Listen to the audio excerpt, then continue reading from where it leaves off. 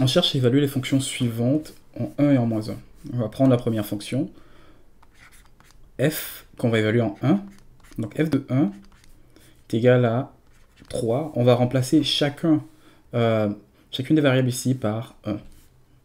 Donc 3 fois 1 au carré, plus 2 fois 1, moins 1. Donc quand on remplace les variables, on regarde, on voit que 3 fois 1 au carré, ça nous donne 3, plus 2 fois 1, ça nous donne 2, moins 1 ici.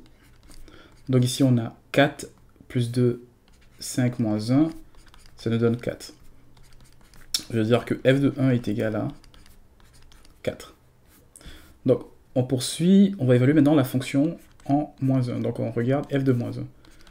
Donc on aura 3 fois moins 1 au carré, plus 2 fois moins 1, moins 1. Donc on obtient ici 3 fois moins 1 au carré, c'est 1, donc ça fait 3 fois 1, plus 2 fois moins 1 ici, ça fait moins 2 ici, moins 1. Donc on obtient 3, moins 2, moins 1, ça fait 3 moins 3, ça nous donne 0. Ça veut dire que f de moins 1 est égal à 0. Donc on poursuit avec la deuxième fonction, h de x, et on va évaluer h en 1. Donc on a h de 1 qui est égal à moins 2 facteur de 1 au cube, plus 4. Et on divise le tout par 1 au carré, plus 3 fois 1,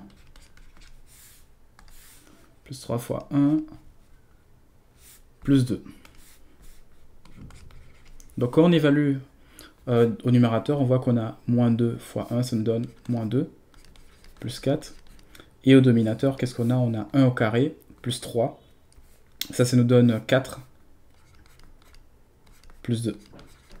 Donc on a ici moins 2 plus 4, ça nous donne 2, sur 6, ça nous donne encore un tiers.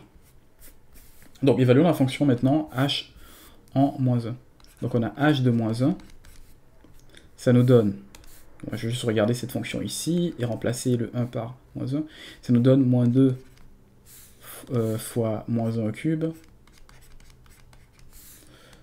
plus 4, et je divise le tout par moins 1 au carré, ok, plus 3 fois moins 1, plus 2. Ok, donc ici j'ai moins 1 au cube, c'est moins 1, donc moins 1 fois moins 2, ça me donne 2, plus 4. Ici j'ai moins 1 au carré, ça devient 1. Moins 1 fois 3, ça me donne 3, donc 1 moins 3, plus 2. Donc j'obtiens au numérateur 6, au dénominateur j'ai moins 3 plus 2 sur 1, ça me donne 0. Donc ici ça me donne 0, il y a un problème. Il y a un problème, je sais que j'ai une forme indéterminée, normalement je ne suis pas censé avoir 0. Bon, je ne peux pas évaluer ma fonction en moins 1, obtenir 0. Donc qu'est-ce que ça veut dire? Ça veut dire ici que ma fonction n'est pas définie en moins 1. Donc pour ce faire, je peux regarder ici ce terme-là. Ici, x au carré plus 3x plus 2. Je vois que quand j'ai remplacé chacun des termes ici par moins 1, ça me donne 0. Donc ça veut dire que moins 1 est une racine de ce polynôme-là. Donc la fonction n'est pas définie en moins 1.